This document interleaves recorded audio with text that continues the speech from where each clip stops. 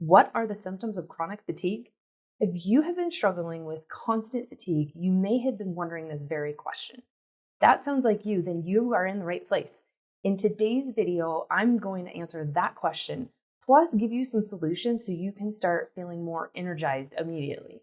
Hi, I'm Dr. Kelly Shockley, Doctor of Cause, Chiropractic, board certified in sports medicine, and specialized in clinical nutrition. In this video, we're going to be going over the 7 most common symptoms of chronic fatigue. There is a lot more to do with it than just feeling overtired. Then we'll discuss how the diagnosis of chronic fatigue is given. It is not a straightforward process whatsoever. And finally, I will be sharing with you the behind closed doors method your doctor will not mention that will not only help you start feeling better, but will also help you understand why you've been suffering the way that you have. Once you know the why, you can then create the plan to move forward and start taking back control of your overall health. Let's dive right on in. What are the 7 most common symptoms of chronic fatigue? Let's go over those, shall we? When it comes to chronic fatigue, there's a lot that fit within these categories, but I want to share with you kind of the overall breakdown. There's many other symptoms that people could experience because you are unique in the way that your body is dealing with life and trying to make it through each and every single one of your days. Your body's going to be compensating in different ways compared to somebody else. So these are kind of the most common. If I do not mention something that you're dealing with, that does not mean that this isn't a possibility for you. There are other variants, okay? I just wanted to clear the air for you on that. So one of the first most common symptoms of chronic fatigue is orthostatic intolerance. Now, what in the world is that? Have you ever gotten up from sitting down only to feel lightheaded and need to grab onto something or need to sit back down? That is orthostatic intolerance. Ultimately, what this means is you have a hard time not getting dizzy or not feeling like the room is spinning anytime you change positions, whether that's hopping up out of bed first thing in the morning, standing up from a seated position, getting up off of the ground. Anytime you're changing position, your body doesn't respond in the way that it should, and you can feel a little out of sorts, a little out of balance, if you will. The next most common symptom of chronic fatigue is brain fog. So just not having that crisp mental clarity anymore. Things are foggy, can't think straight, even have difficulty with focusing and concentration. It's another very common symptom of chronic fatigue. The third most common symptom, which most people understand and appreciate this one, is fatigue. And it's like unexplained fatigue. Never, no matter how much sleep you get, do you ever feel refreshed and restored and ready to take on the day.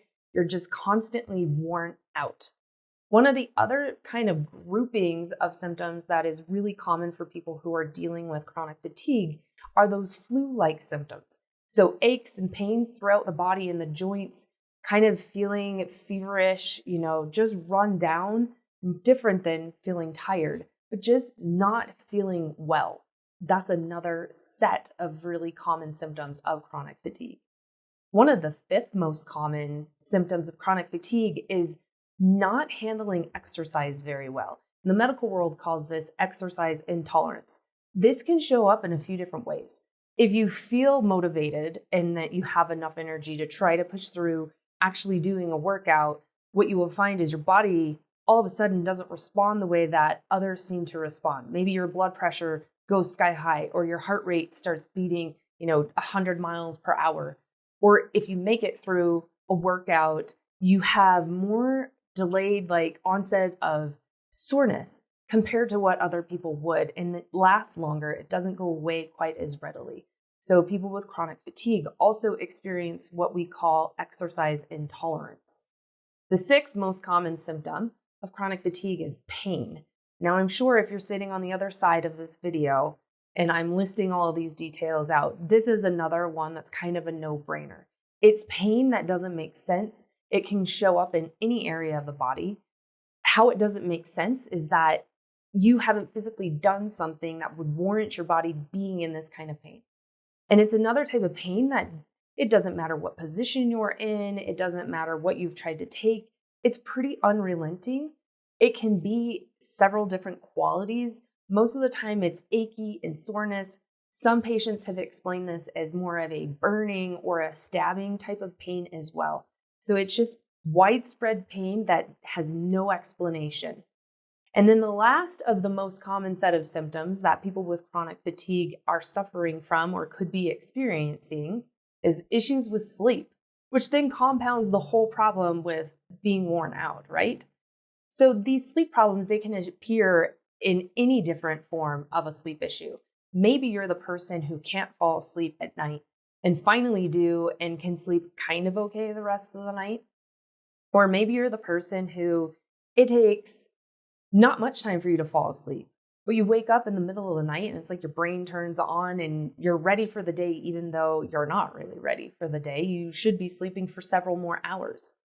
Or this can also present for the person who sleeps all night long, doesn't seem to toss or turn or have issues with sleep, but when they wake up the next morning, even if it's been 10 hours, they don't feel rested whatsoever. It can be a multitude of any different presentation, but the bottom line is people who generally are dealing with chronic fatigue are also experiencing major issues with their sleep. Now, I'm curious, did you know that chronic fatigue consisted of so many different types of symptoms? Or were you one of the people who just thought it was this extreme sense of exhaustion? I would love to hear from you. So comment your answer down below. That way I can see what you were thinking. And I promise I always respond to every comment. So anywhere along the video, if you have a question, you need me to get back to you about something, drop that information down in the comments. Now we're going to move into how to actually diagnose chronic fatigue. Many people wonder if there's an actual blood test or some other form of evaluation that can be done to determine, do you actually have chronic fatigue? And the answer is no. Really, ultimately, chronic fatigue is diagnosed through the process of elimination of other potential diagnoses that could create similar types of symptoms. So the diagnosis of chronic fatigue is actually a difficult one to come by. In fact, it's estimated anywhere that 84 to 91% of people who actually have chronic fatigue syndrome have not been diagnosed yet because it is this diagnosis by elimination. And the doctor's still trying to sort out any potential other issue that might be creating those presentations of symptoms. There are several conditions that actually mimic chronic fatigue. So your doctor generally is going to rule out these diagnoses first before they label you with a diagnosis of chronic fatigue. One of them is fibromyalgia. Fibromyalgia has a very similar presentation and is extremely common. And just like with chronic fatigue, this occurs more in females, fibromyalgia also occurs more readily in females. So that's one of the conditions that can mimic chronic fatigue. Another one is hypothyroidism. Who in America does not have hypothyroidism anymore? It is really hard to come by. It is a diagnosis that seems to be given out on a regular basis. It can create several of the same types of symptom presentations as well. And because it's so common, it is going to be something your doctor will rule out first. And that is something that's easily done through a set of blood tests to check in and see how do the thyroid markers actually come back in compared to a clinical reference range. Another, even more severe diagnosis, in my opinion, that can mimic chronic fatigue is multiple sclerosis. Now, there's a different type of testing and imaging that we can actually do to determine if somebody is dealing with multiple sclerosis. So again, it is an easier type of a diagnosis to be eliminated through the journey of the process of arriving at chronic fatigue as the actual diagnosis. Another diagnosis that can mimic CFS, which is chronic fatigue, is depression. Now, there's not really great markers that we can use to evaluate to see if somebody's truly depressed or not as well, but there are so many similarities that go along with chronic fatigue and depression that the doctor will ultimately probably ask you more in-depth questions revolving around that topic of depression. So don't be offended. It is part of one of the differential diagnoses that they will go through in order to determine if that is what the issue is or are you actually dealing with chronic fatigue. And then there's lupus, which is another type of an autoimmune problem that, again, can mimic what CFS looks like. Thankfully, with lupus, there's different antibody testing that can be done to see if that is, in fact, what you're actually dealing with. And then the last one that is really common to mimic, and sometimes people who actually have chronic fatigue experience this when they're younger years, is mononucleosis. Oh yes, the kissing disease is how we called it back when I was going through high school and college. It looks pretty much exactly like chronic fatigue syndrome. And with mono, you can do a few different tests. You could do a monospot. If that doesn't present, you can also look for Epstein-Barr virus, which is the virus that creates mononucleosis. So again, this is a different type of diagnosis that can be easily ruled out through actual objective testing. So while finding out if you specifically have chronic fatigue can be quite a process and it takes some time, there are at least other evaluations and methods and imaging testing that can be done to rule out any of these other potential conditions that can mimic chronic fatigue itself. But no, this is part of why it's such a process. There's not one straightforward test to tell us if you are indeed dealing with chronic fatigue. Now, before I get into that behind closed doors method that your doctors won't mention, and it is guaranteed to work for you, not only to make you feel better, but actually help you understand why you got to the place you are, I just want to remind you to click that subscribe button down below. That way you never miss a future episode. I am regularly publishing content that is showing you the way of how you actually take back control of your health and achieve what I like to call total body mastery. So again, just click that subscribe button, turn the notifications on, and you won't miss out on a future episode. Awesome. Now, what is this behind closed doors method that I'm talking about that you're not going to hear about from your medical doctor? It's this approach that looks at you as a whole. Okay. Ultimately, there's a phrase I love to say with my patients. If you're not testing, you're guessing. Now, I know I just said there are no actual known tests for chronic fatigue syndrome, so how does this even work? My thought process and how I work with my people all over the US, I don't put a lot of weight in what is the actual diagnosis. Okay, the diagnosis is important, but the diagnosis doesn't tell me why you ended up with the diagnosis. Ultimately, there's a big difference between traditional medicine and then more of what I like to call, foundational medicine. You may be more familiar with functional medicine or holistic alternative, right? There's a very different approach that we utilize with our patients. Traditional medicine, they need a diagnosis because then they can give you medications to try to manage your symptoms. It's a very reactive type of approach to trying to help you. And ultimately, you're still going to have this condition moving forward. They're just trying to help you be a bit more comfortable by managing your symptoms through different medications, which ultimately at some point are going to end up causing other problems that will then add new medications to deal with those set of symptoms. The other side of medicine, like with what I do, looking at you as a whole, I don't focus in on your symptoms. I focus in on what's causing your symptoms. This is extremely different. And to help illustrate that point, just give you an example. Have you ever been in a room where there was a stained ceiling? And when you see that stained ceiling, like, that's not very pretty, it's unsightly, it's gross. One approach to dealing with this stain would simply be to paint right over it. You and I both know logically that makes no ounce of sense whatsoever. Like, okay, fine, it looks good, but you know it's a matter of time before that stain comes back, and it may even come back worse, like the whole ceiling falls in on you. That, unfortunately, is where traditional medicine hangs out. It's symptom management. It's more of a Band-Aid approach. Me, on the other side, I come back and I look at this ceiling. I'm like, you know what? We got to peel back the ceiling and figure out where the leak's coming from that caused this stain to appear in the first place. Once we figure out the leak and can take care of that, we've ultimately resolved the issue, and you should never end up with a stained ceiling. Again, makes sense, doesn't it? So same thing goes with your health.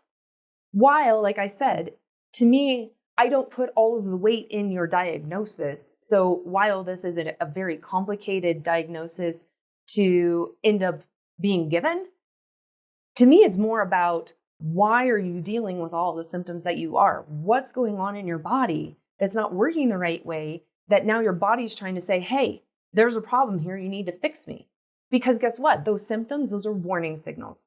They're warning signals your body tries to give you, or your body does give you, to say, hey, there's a problem. You need to address this. And the crazy thing about our body is we generally do not get symptoms as soon as something goes wrong. Thank God. You guys, if we did, we'd be miserable all of the time. So symptoms only come on after our body has compensated, and now it's working in this haphazard fashion, not the way that it actually was designed to be working. And once it does that for a period of time and can no longer do things in that compensated state, it will start giving you symptoms. Ultimately, because our body is so good at compensating, these symptoms generally don't show up where the underlying cause of the problem is to begin with. So really, to actually understand how you ended up where you are right now, we have to go through and peel back the layers of what's going on in your body, what's not working the right way. Why is your body compensating? How many different layers of compensation are there? And when we begin to understand the why did you end up in this place, we can start formulating an actual plan to help you move forward and heal versus just give you something to manage your symptoms. That makes sense. Ultimately, I do this with patients all of the time, and it's really incredibly exciting because what I can tell you is your body is phenomenal at healing. It is incredibly resilient, but it needs help for us to figure out what are the offenders and remove those. What is it missing and supply that? And when you put all of this together, there's no limit on what your body can heal from. Now, I know you're probably sitting there going like, okay, how in the world do I do something like this? Or I'm not entirely sure what you're saying, but I want to know more because there's encouragement in this message. Then I want to invite you to click the description below this video. Click it so it expands. And down there, you will see a link for my health challenge. Now, it's labeled the 5-day health challenge, and I would just like to personally invite you to this challenge. Ultimately, it doesn't take 5 days to get through. As soon as you click the link, you get immediate access to it. During this challenge, I am helping you determine your why. Why did you end up in this position, dealing with all these different symptoms? And then by the end of the 5th day, I've shown you how to exactly start reclaiming your life back, how to take control of your health and move forward, healing and being more vivacious and having a higher quality of life versus staying stuck where you are and being on this dwindling spiral that the other side of medicine basically has you on. Okay, so click that link down in the description below, and I can't wait to see you on the other side. And I'm always here for you. So if you have questions, reach out, drop them down in the comments. You'll gain access to me even more so through this health challenge. I am here to help you because from a person who has personally been incredibly sick, passed around from one doctor to the next in the medical profession, to being completely night and day difference, vivacious, super healthy, competing in all my sports, going to full days of school because I was missing this. I can tell you there is another way, and it is possible for you to start feeling well again. Feel the way that you did before any of this potentially chronic fatigue syndrome started affecting your life. So click that link and I'll see you on the other side. Thanks so much for being here, and I hope to see you on a future episode. God bless.